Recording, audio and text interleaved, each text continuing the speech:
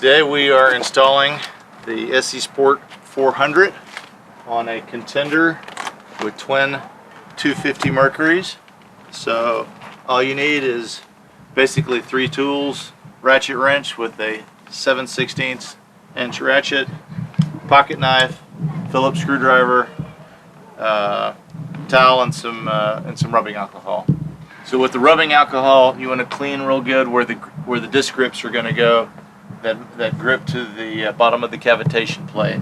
So the most important part to be clean is the bottom of the cavitation plate on both sides, and then it also grips on the top sides as well. So just a good cleaning to make sure the grips grip as good as possible.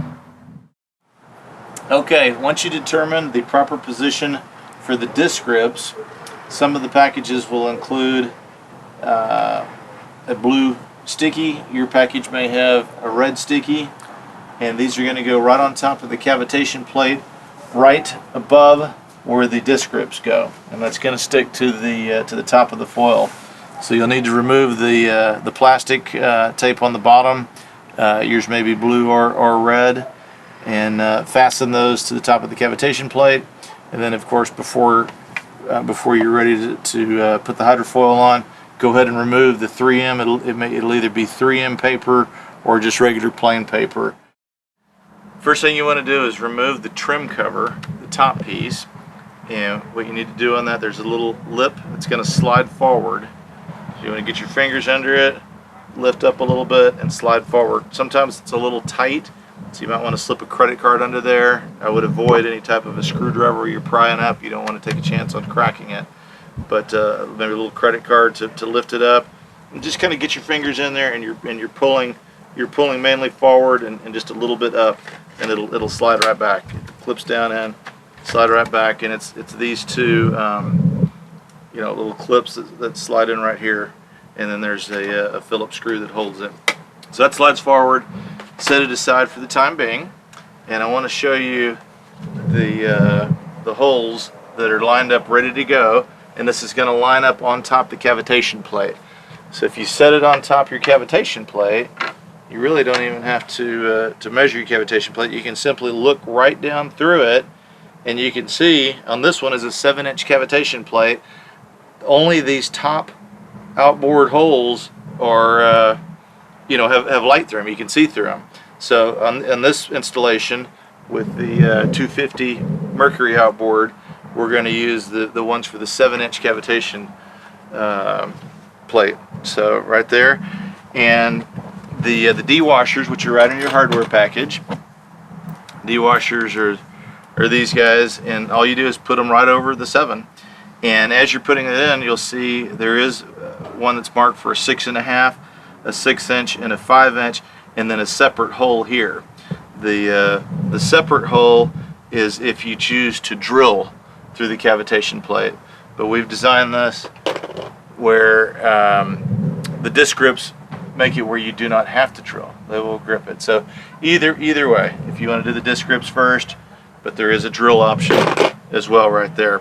But if you're using the disc grips, you use these 3, and there's also one for the 6.5-inch hole, which it talks about on the instructions for Mercury 40, 50, and 60 horsepower 4-strokes, and also the Evinrude 200 and 300 horsepower engines will use the 6.5-inch hole. But either way, I'd suggest just putting it up on top. You can line it up and look through. And if you need the 6.5-inch hole, there's a pilot hole already drilled here. And then for some of the larger cavitation plates, if it's a little larger than 7 inches, which some of the larger outboards have, this very last hole you might need to drill out just a little bit further.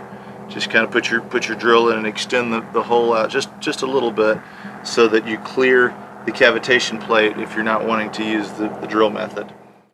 Please note, you will see some lines typically on the bottom of the hydrofoil that look like cracks, but they're not. That's typical of the molding process and will not cause any problems or issues. Okay, there are 2 sizes of bolts. there's 4 bolts. So the longer ones are for the aft end, the wider end of the hydrofoil. On the aft end, you get to use the long ones, and the short ones are for the forward end. All of them go through the D-washers, and they are notched and slotted at the top. So make sure you have your long bolts. Line up the hole, drop it straight in. See how there's a little lip, it's raised up. So you're going to turn the top of the bolt until it drops straight down in, flush with the top of the D-washer. Short one goes in the forward one. Same thing. Turn it until it drops down flush. Okay. Long one here. Short one here. Those drop straight down, and then you turn it, and it comes flush. Just to point out for those that do not want to drill, the bolts have been specially designed with a smooth section. So as it goes through the hydrofoil and next to the cavitation plate, none of the threads are rubbing on the cavitation plate, so it won't mar it up. It's nice and smooth. So the D-washer on the top, carriage bolt through, turn it where it drops through, and you can see the smooth part is going to be next to the cavitation plate. So if it does get up against there and rub a little bit, you don't have the threads rubbing on it, which is a nice feature. The next step, I'm going to take it back off just to show you the disc grips that are going to hold it. They go right on the bottom of the cavitation plate, where the edge is right up next to the cavitation plate, and this tape is easy to move on and off. But just to show you, on the cavitation plate, you have a lower step and an upper step, and you want to have the lower step with the groove right on the bottom of the cavitation plate, where the top step line comes up flush with the side of the cavitation plate. So you want to make sure you don't end up getting it turned like that. You can see the lip.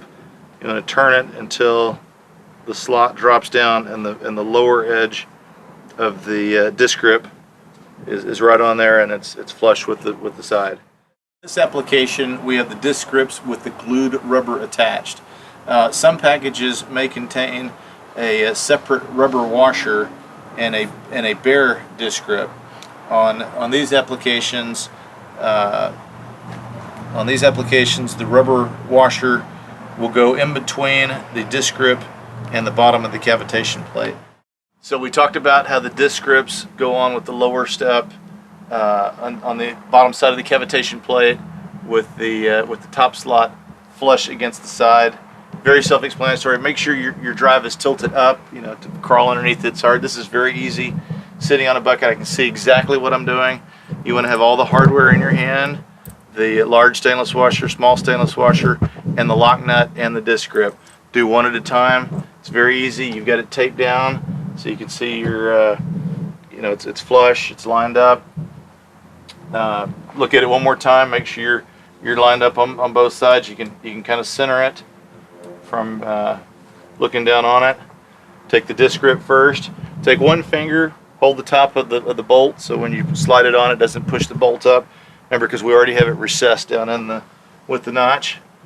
Slide the disc grip up through the hole, just like we talked about with the lower step touching the cavitation plate. The large washer on first.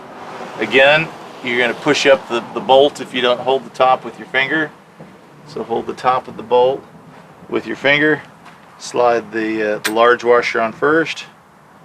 Okay, and I'm holding the threads with my finger to keep the washer from falling off. Now here's the smaller washer, and then last is the lock nut. Of course, the rounded part of the lock nut goes on the bottom. So just tighten it up, finger tight. You'll feel the plastic lock threads get secure. So that's loose, but it's finger tight until we crank down on it. So after you get all 4 disc grips on, go ahead and get your ratchet wrench with a 7/16 socket, and we're going to tighten them up in an alternating pattern just like you would, you know, putting a tire on a car in an alternating pattern. And we want to tighten these down pretty snug, very snug. And first thing you want to do is line it up. Look at it from the top. Make sure you're lined up good, and then probably most importantly, from the bottom. And you can see you got just a little bit of play on each side. So center it where there's the same equal amount of space between the side of the disc grip on each one, and you want to make sure that groove is still straight, where it's flat up against the side of the cavitation plate. And then we'll start tightening here. And of course the nut is being held, or the top of the bolt is being held by the D-washer, and that will allow us to not have to worry about putting you know, a wrench or anything on the top of the bolt, because it'll tighten up just like that. And as you're tightening, you'll start to see the rubber of the disc grip compress. That's what you want. You want the rubber to compress and even squeeze out a little bit from the cavitation plate, even up to 1/8 of an inch, because that's what's going to hold it secure. So you can tighten it down snug, and then we'll come back and do a little bit more tightening after we tighten it in an equal manner. So starting to squeeze out the side right here. Okay, so then we're going to go to the forward ones, rotating alternating the patterns.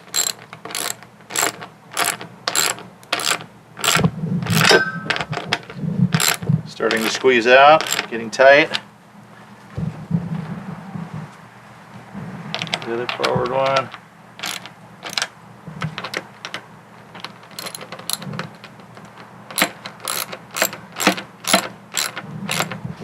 Okay, the rubber's starting to squeeze out again, which is good. That way we know we're getting a really good seat.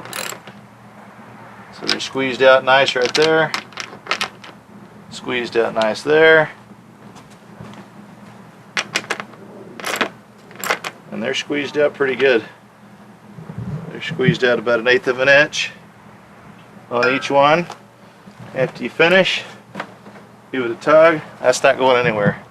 That is rock solid. One thing to mention too, as you're tightening these, you want to go slow. If you race and crank these up with the power ratchet, or real fast with the socket wrench, you can actually heat up the threads and produce what's called galling, where it kind of mars up the threads, and then it'll be very difficult, if not impossible, to get the nut off of the bolt. The other thing is, after you get them on and they're secure, you can run the boat then, or if you go out the next day, after a little bit of settling, after they've just been on the first day, the first 24 hours, you can go back in and just double check that each of them are snug, because they'll probably tighten another half of a turn the following day, just as these grip discs get set in to the boat. And then the other thing is, you always want to make sure it's on there rock solid. So every few runs or so, you could always double check it just to make sure that it's on there without any movement at all. So for your last step, after you make sure that everything's secure, the final step is to put the trim cover back on. So you can lower your drive down a little bit if you want. Trim plate, Phillips screwdriver, stainless Phillips screw. You want to slide the trim plate all the way forward. Let it set down on top of the hydrofoil. Push down right here, and you're locking these notches right here, right into the groove, and then this piece here snaps down right there, and the Phillips screw secures it. So you're pushing down and sliding aft at the same time. Pushing down, sliding aft, locks right in. Phillips screw, just line it up. That's it. Very simple. About a 10-minute installation. Rock solid fit. One more to go. 5 to 10 minutes, and we're off boating. Hope you enjoy.